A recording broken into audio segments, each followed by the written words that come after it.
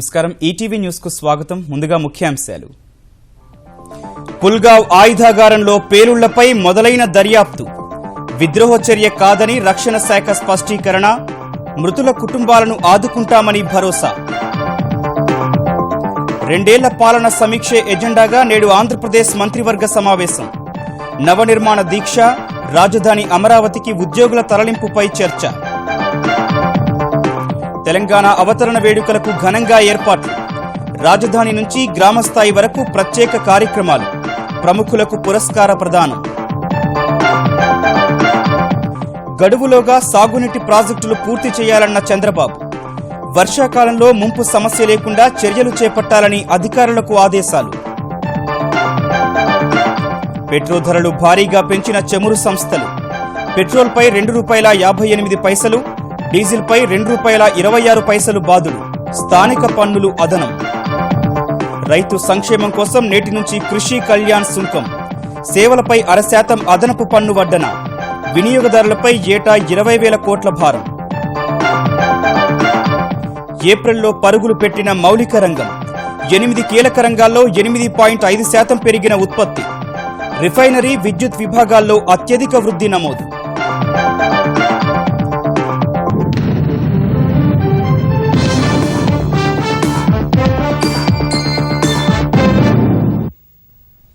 మహారాష్ట్ర పుల్గావ్లోని ఆయుధాగారంలో అగ్ని ప్రమాదం విద్రోహ చర్య కాదని రక్షణ శాఖ స్పష్టం చేసింది.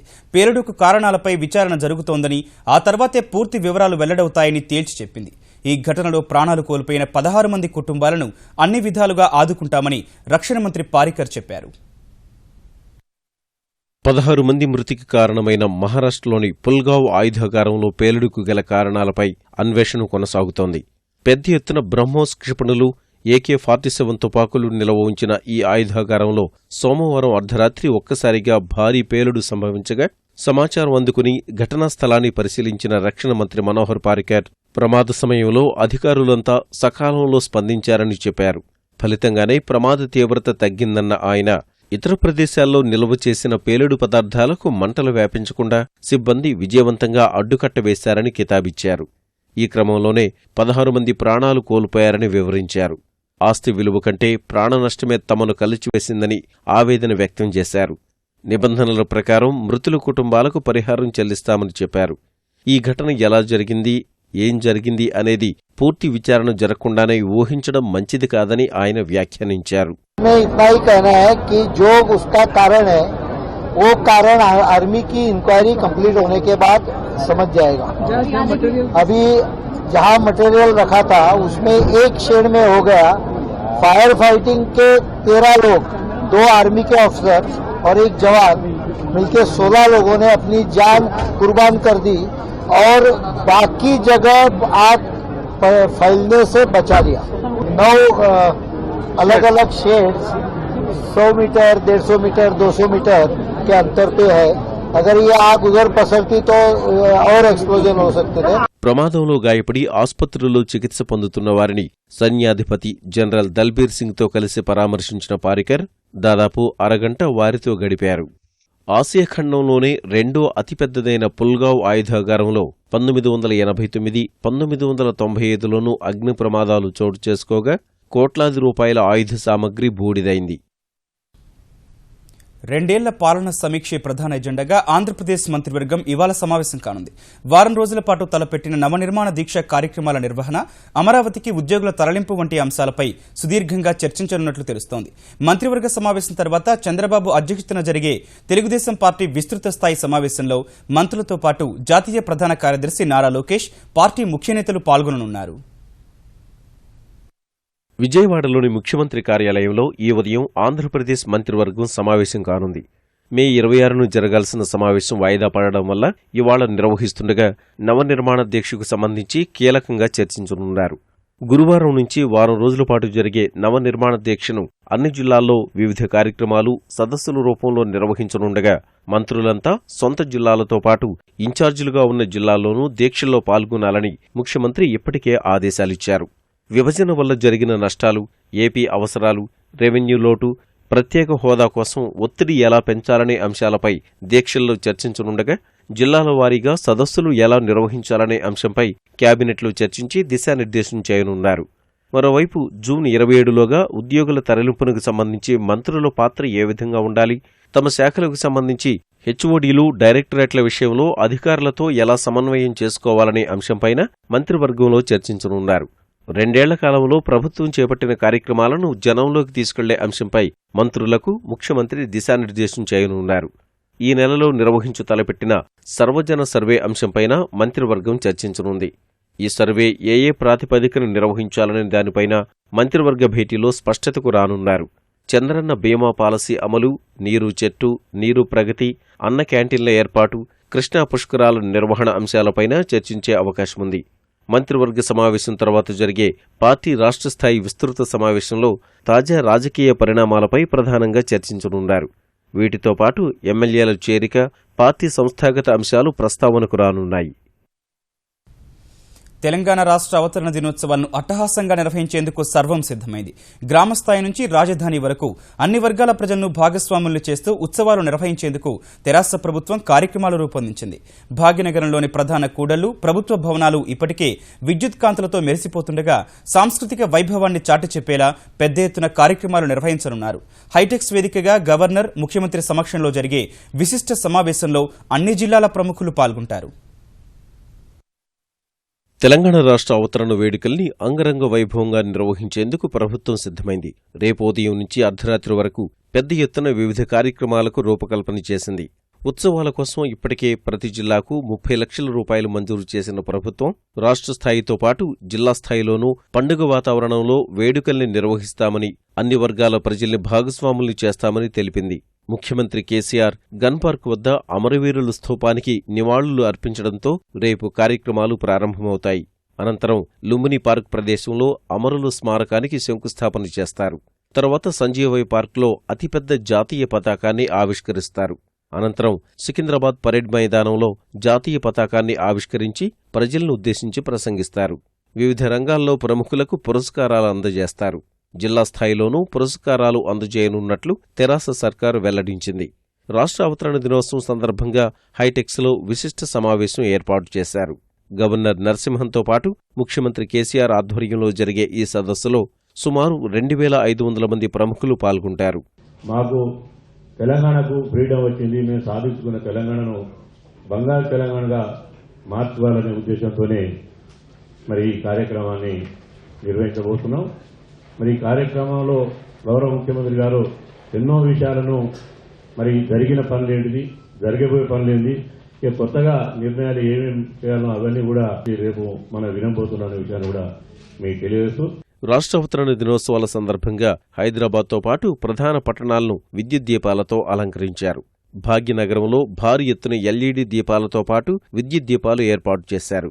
కాచిగూడ రైల్వే స్టేషన్ వద్ద తెలంగాణ చరిత్ర, వర్తమాన, భవిష్యత్ అంశాలతో కూడిన 3D మ్యాపింగ్ ప్రదర్శనను 3 రోజుల పాటు ఏర్పాటు చేయనున్నారు. హుస్సేన్ సాగర్లో ఒరాకిల్స్ రేసింగ్ పోటీలు నిర్వహిస్తారు. ట్యాంక్ బండ్ వేదికగా పెద్ద ఎత్తున బాణసంచా కాల్చనున్నారు. తెలంగాణ సాంస్కృతిక వైభవాన్ని కళ్లకు కట్టేలా నగరంలో 12 ప్రాంతాల్లో సాంస్కృతిక కార్యక్రమాలు నిర్వహిస్తున్నారు. ట్యాంక్ బండ్పై అన్ని జిల్లాల నుంచి వచ్చిన కళారూపాలతో సాంస్కృతిక కార్నివాల్ జరగనుంది.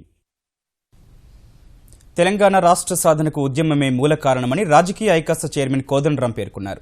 జూన్ 2ను ఉద్యమకారుల ఆత్మగౌరవ దినంగా జరుపుకోవాలని సూచించిన ఆయన ప్రదర్శనలు, ర్యాలీలతో రాష్ట్ర అవతరణ వేడుకల్లో అందరూ భాగస్వాములవ్వాలని మహబూబ్నగర్లో సూచించారు. ఉద్యమాలకు మూల పునాదిగా నిలిచిన వారందరినీ గుర్తు చేసుకోవాల్సిన అవసరం ఎంతైనా ఉందన్నారు. తెలంగాణ నిర్మాణానికి అందరితో కలిసి పనిచేస్తానని కోదండరాం తెలిపారు. తెలంగాణ రాష్ట్ర సాధనకు ఉద్యమమే మూల కారణం. ఆ ఉద్యమాల వల్లనే తెలంగాణ తెచ్చుకోగలిగినాం. కాబట్టి ఆ ఉద్యమానికి మూల పునాదిగా నిలిచి పనిచేసినటువంటి వాళ్ళందరినీ మనం గుర్తు చేసుకోగలిగితే భవిష్యత్తు తెలంగాణ నిర్మాణాన్ని కూడా మనకు కావలసినటువంటి శక్తి, బలము చేకూరుతాయి. తెలంగాణ ప్రభుత్వం 3వ ఏడాదిలోకి అడుగెడుతున్న వేళ మంత్రివర్గం ఈ నెల 3న సమావేశం కానుంది. రాష్ట్ర అవతరణ వేడుకల సందర్భంగా ముఖ్యమంత్రి కేసీఆర్ చేసే ప్రసంగానికి అనుగుణంగా కేబినెట్లో నిర్ణయాలు తీసుకుంటారని సమాచారం.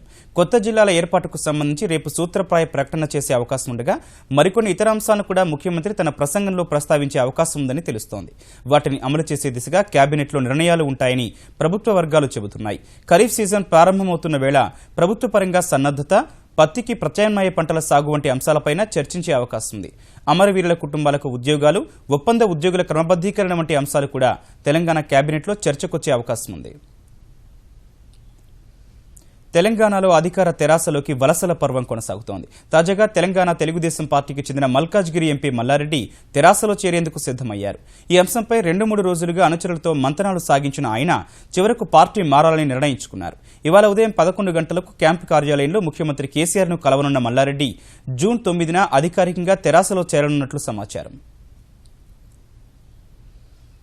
ఆంధ్రప్రదేశ్లో అధికార తెలుగుదేశం పార్టీలోకి ప్రతిపక్ష వైకాపా నుంచి వలసలు కొనసాగుతున్నాయి. తాజాగా వైకాపా ప్రకాశం జిల్లా అధ్యక్షుడు గిద్దలూరు ఎమ్మెల్యే ముత్తుమల అశోక్ రెడ్డి ఇవాళ తెలుగుదేశం పార్టీలో చేరనున్నారు. విజయవాడలోని A1 కన్వెన్షన్ సెంటర్లో ముఖ్యమంత్రి చంద్రబాబు సమక్షంలో సైకిల్ ఎక్కేందుకు ముహూర్తం ఖరారైంది. ఈ సందర్భంగా గిద్దలూరు నియోజకవర్గంలోని పలువురు సర్పంచులు, ఎంపీటీసీ సభ్యులు కూడా తెలుగుదేశంలో చేరనున్నారు.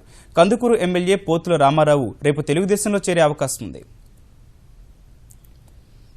అంతర్జాతీయ ముడి చమురు ధరలు పెరగడం సహా డాలరు బలపడిన వేళ మరోసారి పెట్రోల్, డీజిల్ ధరలు భారీగా పెరిగాయి.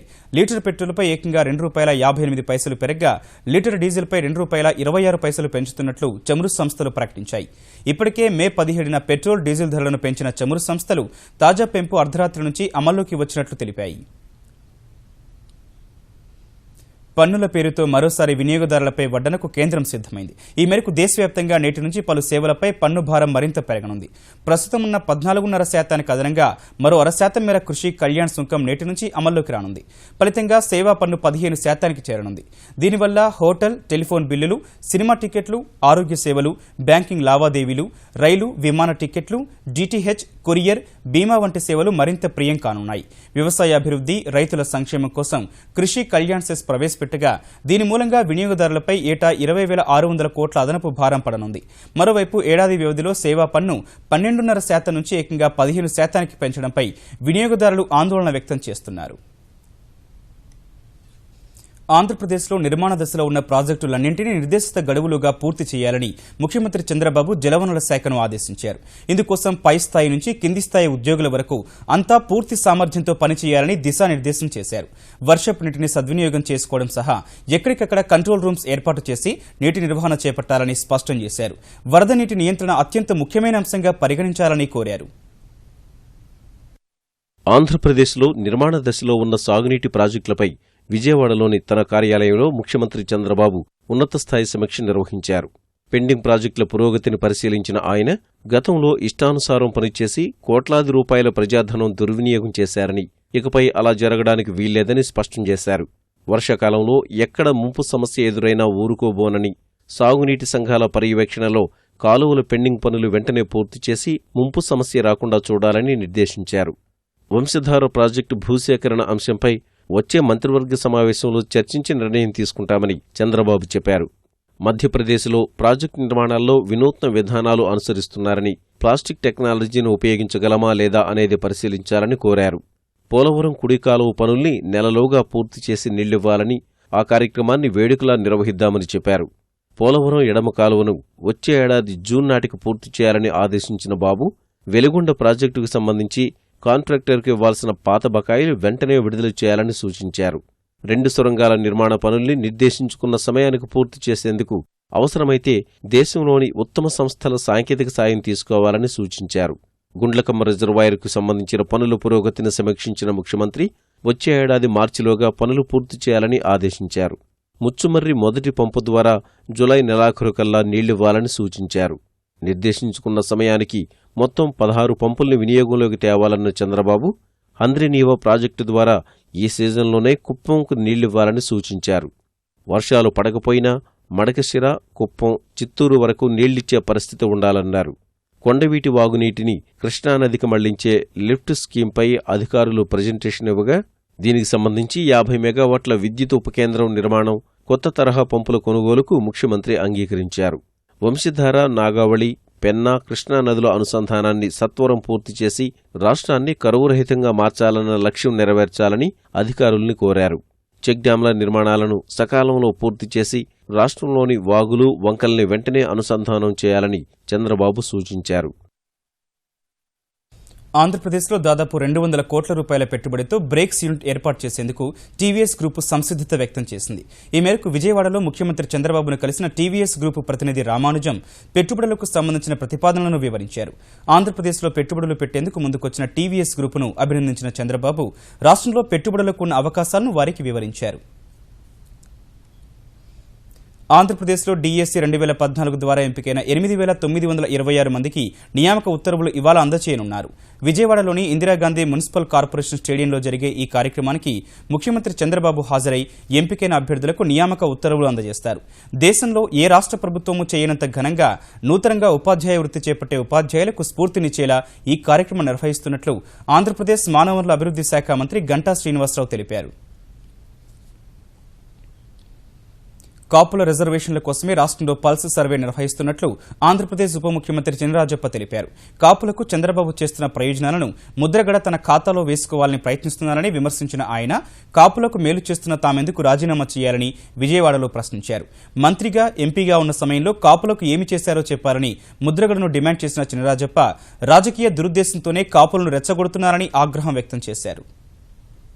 ముఖ్యమంత్రి గారు కార్పొరేషన్ ఏర్పాటు చేసి 2 సౌకర్యాలు మొన్న 300 కోట్లు ఇచ్చి మళ్ళీ 1000 కోట్లు కేటాయింపజేసి కమిషన్ ఏర్పాటు చేసి పాస్ సర్వే కూడా 1 తారీఖు నుంచి 30 తారీఖు సర్వే కూడా చెప్పినప్పుడు ఈయన పదే రాజకీయం చేస్తున్నాడు. ఎందుకంటే ఈయన 22 సంవత్సరాలు 23 సంవత్సరాలు కాపుల గురించి పట్టించుకోవడం ఎప్పుడు మాట్లాడలేదు. చంద్రబాబు నాయుడు గారు చేస్తానన్న తర్వాత ఈయన మాట్లాడాడు. ఇవాళ చంద్రబాబు నాయుడు ఎలాగా చేస్తాడు? ఆయన హామీ ఇచ్చాడు, కార్పొరేషన్ వచ్చేస్తుంది, కమిషన్ కూడా రిపోర్ట్ వచ్చేస్తుంది అని చెప్పి హామీ ఇచ్చిన తర్వాత నేనే చేస్తున్నాను, నేనే చేయాలన్న దృక్పథంలో ఆయన పనిచేస్తున్నాడు. కానీ ప్రజారోగ్యం కోసం ప్రభుత్వ ఆసుపత్రుల్లో మౌలిక సదుపాయాల కల్పనకు తెలంగాణ ప్రభుత్వం అనేక చర్యలు చేపడుతోందని తెలంగాణ వైద్యారోగ్య శాఖ మంత్రి లక్ష్మారెడ్డి చెప్పారు. ప్రభుత్వ ఆసుపత్రిలో ప్రసవం జరిగిన తల్లి బిడ్డను ఉచితంగా, సురక్షితంగా ఇంటికి చేర్చేందుకు 41 అమ్మ ఒడి వాహనాలను ప్రారంభించామని మంత్రి తెలిపారు. 102 టోల్ ఫ్రీ నెంబర్కు ఫోన్ చేస్తే ఈ వాహనాలు వస్తాయని వివరించారు. అటు ప్రభుత్వ ఆసుపత్రిలో చనిపోయిన వారి మృతదేహాలను ఉచితంగా సొంతూరుకు తరలించేలా వైకుంఠ యాత్ర పేరిట కూడా 50 వాహనాలు అందుబాటులోకి తెస్తున్నామని లక్ష్మారెడ్డి వెల్లడించారు. బీద ప్రజలకు చనిపోయిన డెడ్ బాడీని వాళ్ళ ఇంటి వరకు చేర్చేదానికి మరి రాష్ట్ర ప్రభుత్వ పరంగా ముఖ్యమంత్రి ఆలోచన చేసి ఈ 50 వెహికల్స్ ను గాంధీ హాస్పిటల్ దగ్గర, ఉస్మానియా హాస్పిటల్ దగ్గర, అలాగే డిస్ట్రిక్ట్ హాస్పిటల్ దగ్గర మరి ఉంచడం జరుగుతూ ఉంది. ఆ పేషెంట్ వాళ్ళ డెడ్ బాడీ ఎంబడే వాళ్ళ బంధువులు ఫోన్ చేసిన ఎంబడే ఉచితంగా ఫ్రీగా వాళ్ళకు 1 రూపాయి కూడా తగలకుండా వాళ్ళ ఇంటి వరకు ఆ బాడీని దింపి వచ్చే బాధ్యత ఈ వెహికల్ తీసుకుంటుంది. ప్రైవేటు ఉత్పత్తులకు దీటుగా విజయ్ డైరీ ఉత్పత్తులకు మార్కెటింగ్ సౌకర్యం కల్పిస్తామని తెలంగాణ పశుసంవర్ధక, పాడి పరిశ్రమ అభివృద్ధి శాఖ మంత్రి తలసాని శ్రీనివాస్ యాదవ్ తెలిపారు. రాష్ట్ర అవతరణ దినోత్సవం సందర్భంగా ప్రజాప్రతినిధులు, అధికారులకు విజయ్ డైరీ నుంచి గిఫ్ట్ ప్యాక్ల పంపిణీని మంత్రి ప్రారంభించారు. తెలంగాణ వ్యాప్తంగా విజయ విక్రయ కేంద్రాలు ఏర్పాటు చేస్తామన్న ఆయన అన్ని ప్రాంతాల్లోనూ ఉత్పత్తులకు ప్రచారం కల్పిస్తామని తెలిపారు. పశుగ్రాసానికి లోటు లేకుండా చర్యలు తీసుకున్నామన్న మంత్రి అన్నదాతలు అధైర్యపడవద్దని, పశువులను అమ్ముకోవద్దని సూచించారు. మన విజయ్ డైరీ చాలా స్టాండర్డ్ ప్రొడక్ట్స్ కూడా క్వాలిటీ ప్రొడక్ట్. ముఖ్యమంత్రి గారు ఒక 4 రూపాయల ఇన్సెంటివ్ ఇవ్వడం మూలన 5 లక్షల వరకు రాష్ట్ర వ్యాప్తంగా పాల సేకరణ జరుగుతుంది. రాబో కాలంలో కూడా పాల సేకరణ చేయాలని, ఎవరికైతే జీవనాధారమైనటువంటి బ్యాక్వర్డ్ కమ్యూనిటీస్ ఉన్నాయో, రెండోది రైతుకు, పాడి పరిశ్రమకు చాలా అనుసంధానమైనటువంటిది మనకందరికీ తెలుసు. అందుకే కరువు కాటకాలతో ఉన్నా గానీ పశుగ్రాసం విషయంలో ప్రత్యేకంగా చొరవ తీసుకోవడం జరిగింది.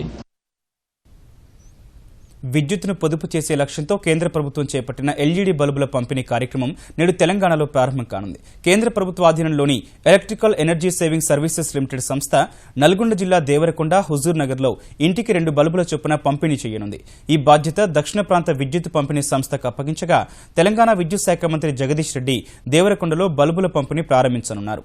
ఆధార్ కార్డు జిరాక్స్ ఇచ్చి సేవా రుసుము కింద బల్బుకు 10 రూపాయల చొప్పున చెల్లిస్తే 2 బల్బులు ఇచ్చేలా ఏర్పాటు చేశారు.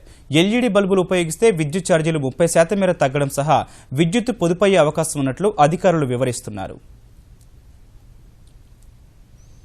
అత్యాధునిక సాంకేతికతతో అంతర్జాతీయ ప్రమాణాలకు అనుగుణంగా 5 రోగాల నుంచి రక్షణ కల్పించే పెంటా వ్యాక్సిన్, కలరా వ్యాక్సిన్ ఉత్పత్తి చేస్తున్నామని శాంతా బయోటిక్స్ సంస్థ వ్యవస్థాపక చైర్మన్ వరప్రసాద్ రెడ్డి తెలిపారు. హైదరాబాద్ సమీపంలోని ముప్పిరెడ్డిపల్లి ప్రత్యేక ఆర్థిక మండలి వద్ద వ్యాక్సిన్ ఉత్పత్తిని ప్రారంభించినట్లు వెల్లడించారు. ఈ వ్యాక్సిన్ భారత్ సహా ప్రపంచవ్యాప్తంగా సరఫరా చేయనున్నట్లు వివరించిన ఆయన, వ్యాక్సిన్ తయారీకి భారతీయ రెగ్యులేటరీ అథారిటీ, ప్రపంచ ఆరోగ్య సంస్థల నుంచి అనుమతులు వచ్చాయని చెప్పారు. పెంటావలెంట్ వ్యాక్సిన్, కలరా వ్యాక్సిన్ ఈ రెండింటికి ఉత్పత్తులకి మాకు అనుమతులున్నాయి. ఇటీవలే యూనిసెఫ్ నుంచి పెద్ద సైజు ఆర్డర్ వచ్చింది. దాన్ని అక్కడే ప్రొడ్యూస్ చేసి సప్లై చేయబోతున్నాం. మిగతా వ్యాక్సిన్లు కూడా అక్కడి నుంచే తయారయ్యే అవకాశం ఉంది. ఈ ఫెసిలిటీ నుంచి ఎక్కువ వాల్యూమ్స్ ప్రొడ్యూస్ చేసే అవకాశం ఉంది. అదే ఫెసిలిటీలో వ్యాక్సిన్స్ మాత్రమే కాకుండా ఇన్సులిన్ ప్రాజెక్టుకి శంకుస్థాపన జరిగింది లాస్ట్ ఇయర్. ఈ ఇన్సులిన్ ప్రాజెక్టు గాన మార్కెట్లోకి వస్తే, గ్లోబల్ రిక్వైర్మెంట్స్ మీట్ అయితే శాంతాకు గణనీయమైనటువంటి టర్నోవర్ పెరుగుతుంది. సినీ రంగానికి మరింత ఊతమిచ్చేందుకు అమెరికా, యూరప్ దేశాల్లో సేవలందిస్తోన్న ప్రముఖ సంస్థ స్వదేశీ బ్యాంకు ముందుకొచ్చింది. ఆంధ్రప్రదేశ్, తెలంగాణ రాష్ట్రాల్లో 450 చోట్ల మాల్స్తో పాటు స్వదేశీ సినిమా పేరుతో మినీ థియేటర్లు నిర్మించాలని సంకల్పించింది. జూన్ మొదటి వారంలో రంగంలోకి దిగుతున్నట్లు ప్రకటించిన సంస్థ ఇందుకోసం భూ యజమానులతో భాగస్వాములుగా పనిచేసేందుకు సిద్ధంగా ఉన్నట్లు తెలిపింది. ఇదే సమయంలో తెలుగు రాష్ట్రాల్లో ఆసక్తి కలిగిన రైతుల నుంచి భూసేకరణ జరిపి వారి పంటలను తమ మాల్స్లో విక్రయించేలా ప్రణాళికలు రూపొందించినట్లు స్వదేశీ బ్యాంకు డైరెక్టర్ కృష్ణప్రసాద్ హైదరాబాద్లో వెల్లడించారు.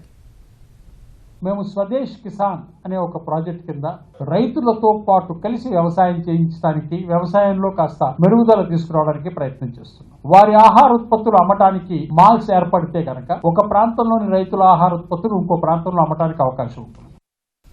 కేంద్ర ప్రభుత్వ ఆరోగ్య సేవల్లో పనిచేస్తున్న వైద్యుల పదవీ విరమణ వయస్సు 65 ఏళ్లకు పెరిగింది. నిన్నటి నుంచి ఈ పెంపును అమల్లోకి తీసుకురావాలని కేంద్రం నిర్ణయించినట్లు ప్రధాని మోదీ తన ట్విట్టర్ ఖాతాలో వెల్లడించారు. అనుభవజ్ఞులైన వైద్యులతో పౌరులకు నాణ్యమైన సేవలు అందించడానికి ఇది దోహదపడుతుందని మోదీ సూచించారు. తాజా నిర్ణయంతో సుమారు 4,000 మంది వైద్యులకు ప్రయోజనం కలగనుంది. ఉల్లి ధరలను స్థిరీకరించే లక్ష్యంతో 3 రాష్ట్రాలకు చెందిన గోదాముల్లో 56,800 టన్నుల నిల్వ సామర్థ్యాన్ని పెంచాలని కేంద్రం నిర్ణయించింది. ఈ మేరకు ఉల్లి అధికంగా పండే మహారాష్ట్రలో 33,000 టన్నులు, మధ్యప్రదేశ్లో 12,000 టన్నులు, ఒడిశాలో 6,800 టన్నుల సామర్థ్యం ఉన్న నూతన గోదాములు ఏర్పాటు చేయాలని నిర్ణయించినట్లు కేంద్ర వ్యవసాయ శాఖ సంయుక్త కార్యదర్శి షకీల్ అహ్మద్ వెల్లడించారు. ఈ నిర్ణయంతో ఉల్లి సరఫరాలో ఎలాంటి ఆటంకాలు లేకుండా చూడటం సహా ధరల్లో హెచ్చుతగ్గులు రాకుండా చూడవచ్చని ఆయన వివరించారు. అధిక దిగుబడులు వచ్చిన సమయాల్లో ఉల్లిని గోదాములో నిల్వ చేసుకునే వెసులుబాటు రైతులకు దక్కుతుందని, అప్పుడు రైతులు కూడా స్థిరమైన ధర వద్ద విక్రయించుకునే అవకాశం ఏర్పడుతుందని అహ్మద్ తెలిపారు. దేశ మౌలిక రంగం ప్రగతి పథంలోనే కొనసాగుతోందనే సంకేతాలు వెలువడేలా 8 కీలక రంగాల్లో ఉత్పత్తి వరుసగా 5 నెలల్లోనూ వృద్ధి నమోదు చేసింది. రిఫైనరీ, ఎరువులు, ఉక్కు, సిమెంట్, విద్యుత్ రంగాల్లో ఉత్పత్తి పెరగడం వల్ల ఏప్రిల్ నెలలో 8.5% వృద్ధి నమోదైంది. గతేడాది ఏప్రిల్లో 0.2% క్షీణత నమోదు చేసిన 8 రంగాలు గత డిసెంబర్ నుంచి క్రమంగా పెరుగుతూ వచ్చాయి. కీలక రంగాల ఉత్పత్తిలో వృద్ధి ఉన్నప్పటికీ ఏప్రిల్లో పారిశ్రామిక ఉత్పత్తి వృద్ధి రేటు 2015 ఏప్రిల్లో నమోదైన 3% లోపే నమోదు కావచ్చనే అంచనాలు వినిపిస్తున్నాయి. ఎగుమతుల్లో క్షీణత కొనసాగే అవకాశం ఉండటమే ఇందుకు కారణమని తెలుస్తోంది. హిమాచల్ ప్రదేశ్ ముఖ్యమంత్రి వీరభద్ర సింగ్ వైద్యులు, విద్యార్థులతో కలిసి సరదాగా స్టెప్పులేశారు. సిమ్లాలోని ఇందిరాగాంధీ వైద్య కళాశాలలో జరిగిన వార్షిక పురస్కారాల ప్రదానోత్సవానికి హాజరైన ఆయన నృత్య ప్రదర్శన ఇస్తున్న విద్యార్థులతో కలిసి కొద్దిసేపు సందడి చేశారు. 82 ఏళ్ల వయసులోని వీరభద్ర సింగ్ నృత్యం చేయడానికి ఉత్సాహం చూపడం వీక్షకులను ఆశ్చర్యానికి గురిచేసింది.